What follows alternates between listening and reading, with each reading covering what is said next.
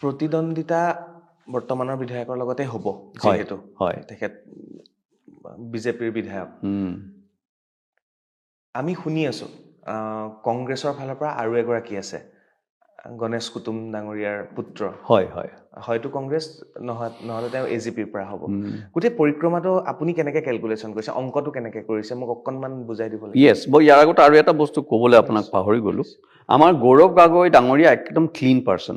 তেখেতৰ লগত কোনো পইচা তেখেতে ক্লিয়াৰ কৰিছে দেই কেণ্ডিডেটৰ কাৰণে কোনো কেণ্ডিডেটে পইচা দি পেলাই টিকেট ল'ব নালাগে এইটো ক্লিয়াৰ কৰা আছে গতিকে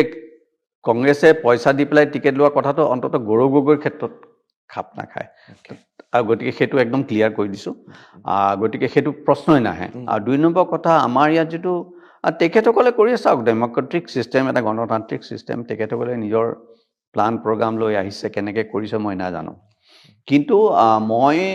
2023ৰ পৰা গহপুৰত কাম কৰি আছোঁ যেতিয়া গহপুৰত কোনো লিডাৰ নাছিলে আমাৰ আগৰজন লিডাৰ টিএমচিলৈ গুচি গৈছিল গতিকে এটা ভেকুম ইয়াত ক্লিয়াৰ হৈছিলে খালী ঠাই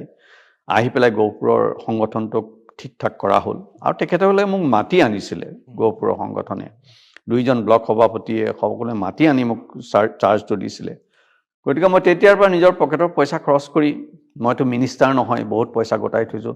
মই এজন বিজনেছমেন নহয় বহুত পইচা গোটাই নিজৰ পকেটৰ পইচা খৰচ কৰি মই সংগঠন চলাই আছোঁ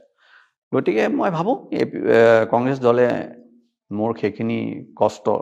স্বীকৃতি দিব মানে গহপুৰৰ অভিভাৱক নোহোৱা কংগ্ৰেছৰ দলটোক আপোনাক আপুনি অভিভাৱক হিচাপে সেই সময় লৈ যাব